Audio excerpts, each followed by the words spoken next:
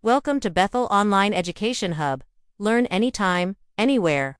Don't forget to like, comment, share, and subscribe for more. Let's learn together, the Bethel way.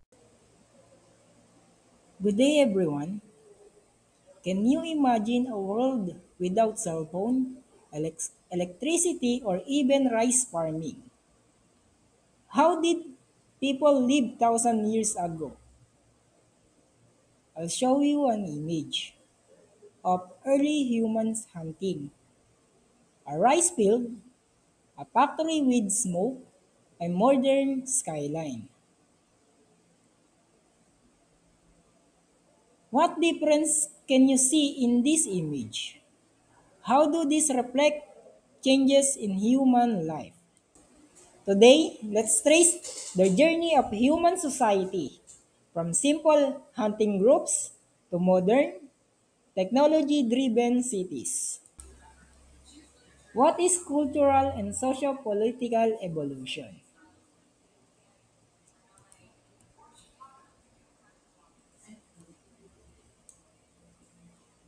Cultural and socio political evolution refers to the gradual change and development in human culture, ways of living, and system of leadership and governance over time. It explains how lifestyle, beliefs, technology, social structure, and government evolved from the earliest human society to the complex modern world we live in today.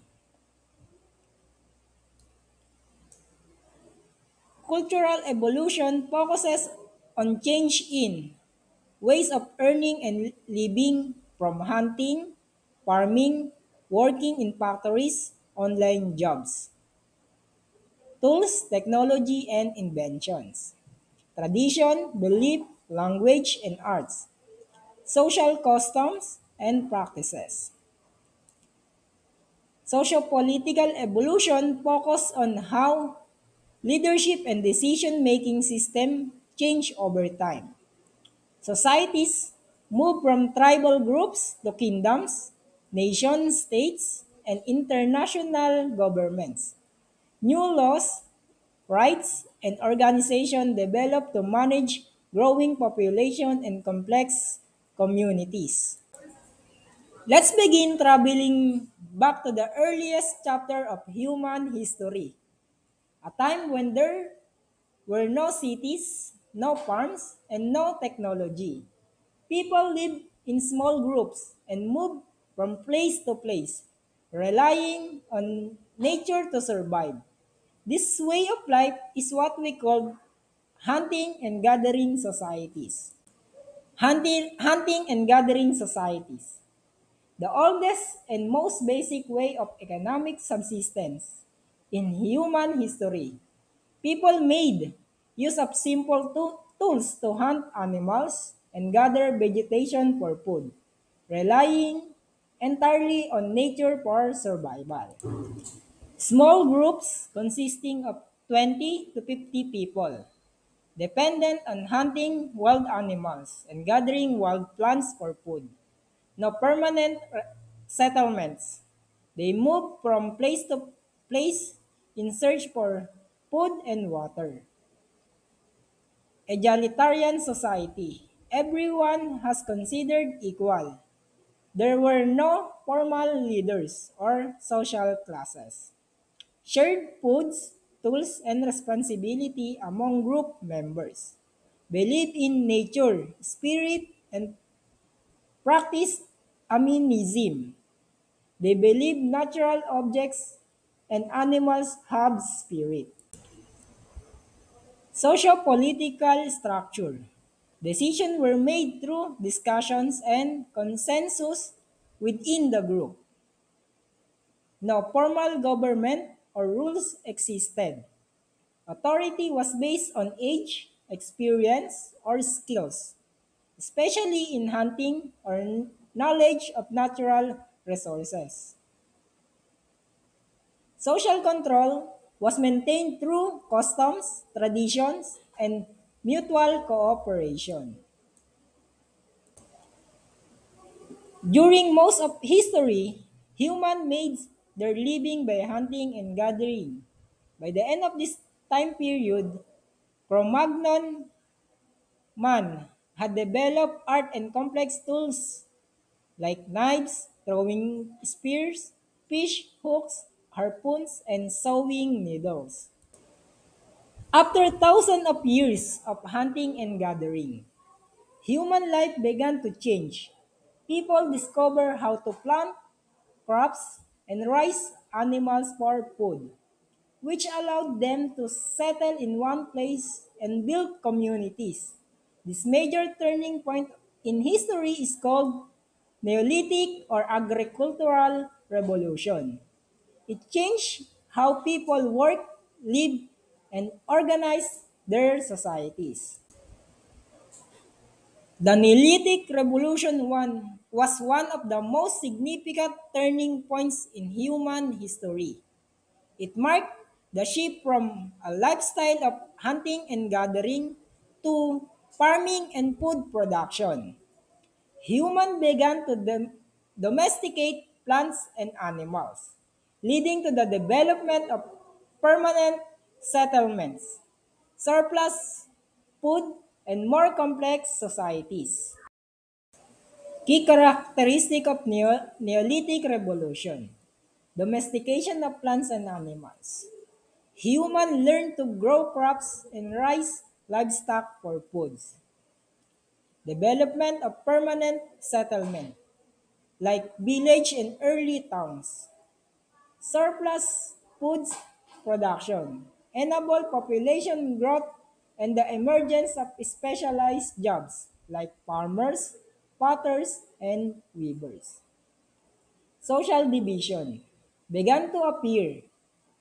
Differences in wealth, work, and status emerged. Ownership of land and property became important. Trade started between communities for food, tools, and other goods.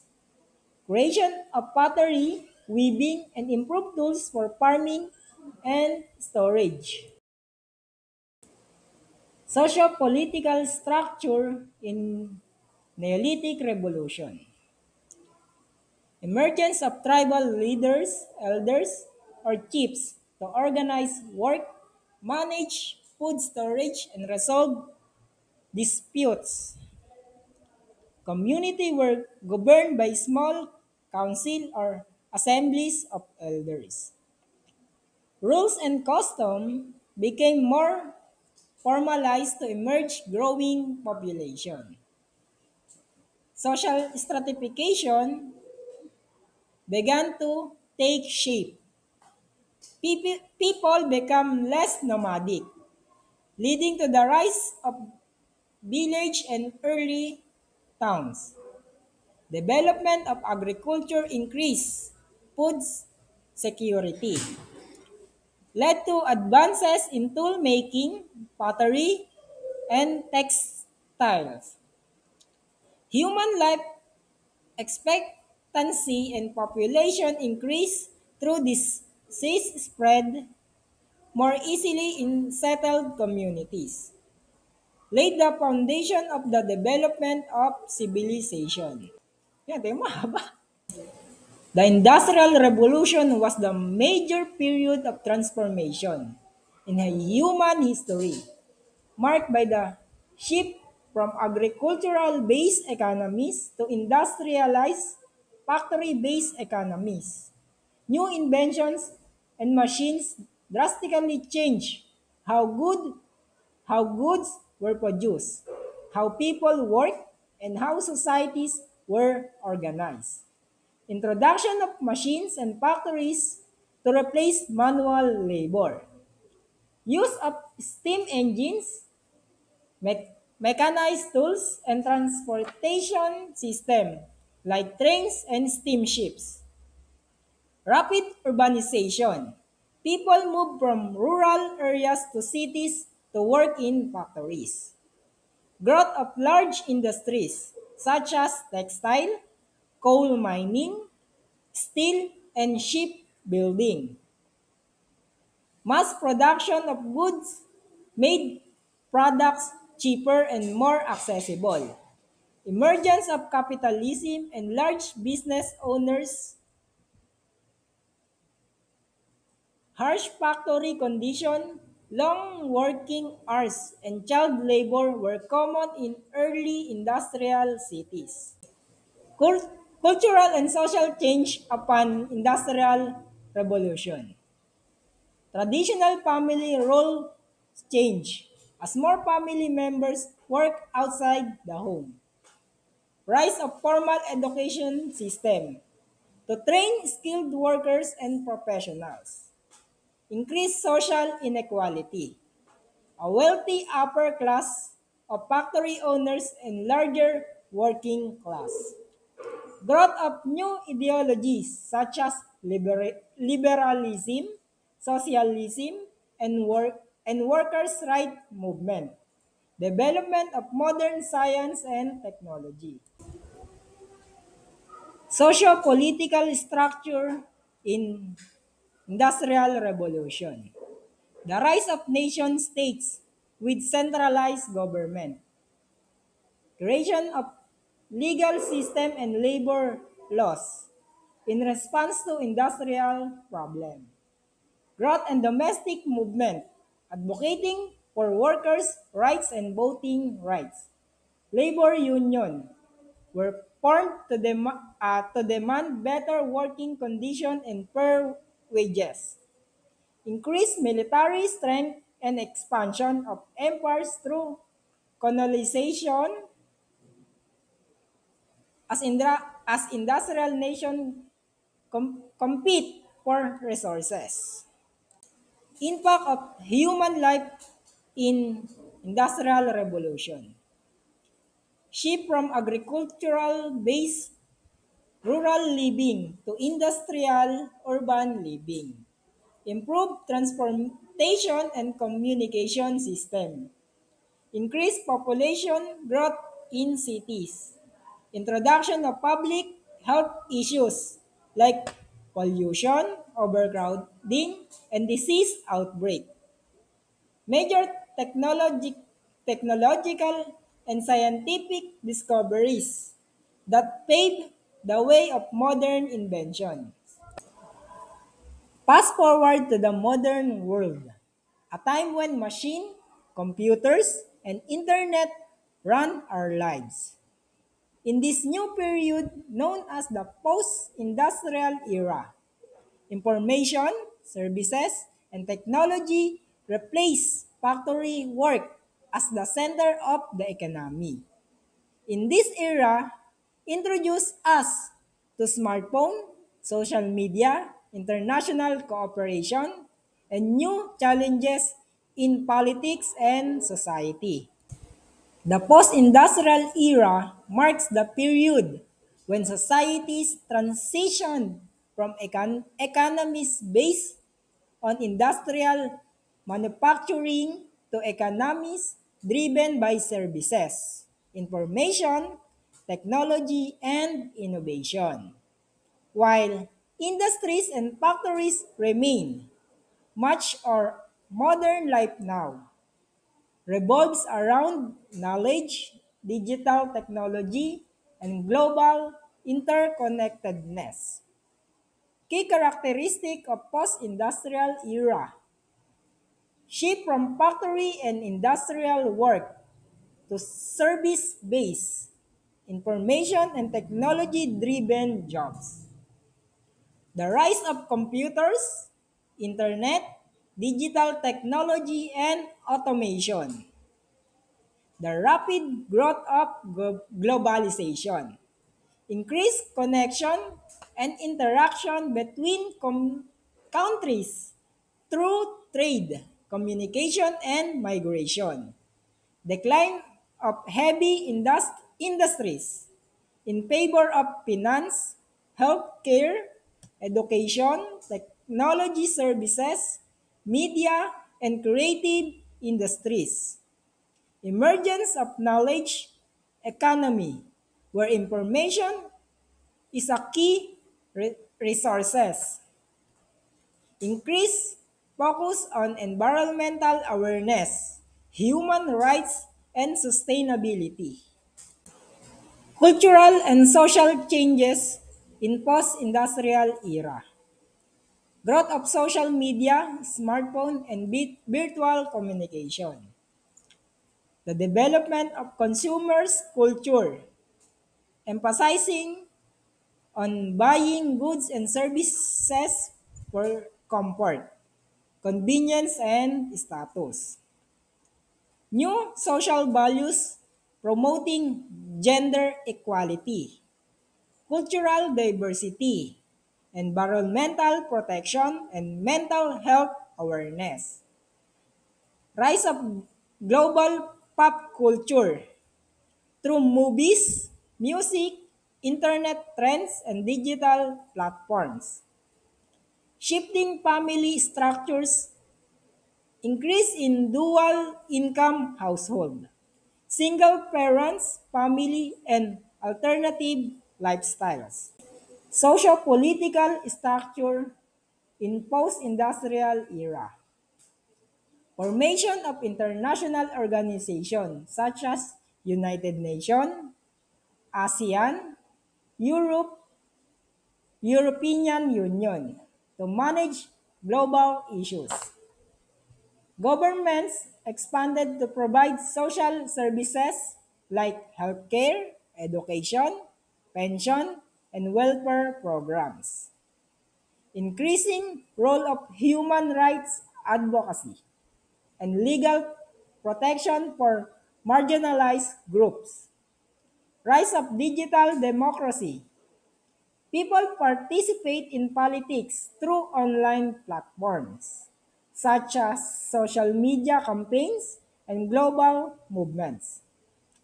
New challenges like cybersecurity, online misinformation, privacy concern, and climate change policy. Impact on human life.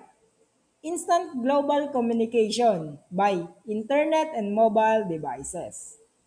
Expansion on online education, telemedicine, and remote work.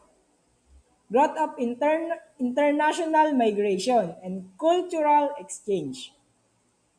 Access to vast information, resources, and opportunities through digital technology. Ongoing changes with technology dependence, social inequality, and environmental issues. And there we have it, the incredible journey of human society through time, from simple hunters and gatherers roaming the wild to early farmers planting crops and building villages. From the smoky factories of industrial revolution to the digital fast-paced, globally connected world we live in today. As we've seen, human life, culture, and politics have always been changing, shaped by inventions, discoveries, and the challenges of every new era. These changes didn't happen overnight. They, they are the result of generations of people adapting, learning, and building upon the knowledge of those before them. Important it is important for us to remember that culture and society will keep evolving, and we are part of that ongoing story. The choices we make today, the technologies we create, and the values we live by will shape the future of humanity. So as we move forward, let's ask ourselves, what kind of world do we want to help build for the generation after us? Thank you for joining this journey through human society. Great job, everyone.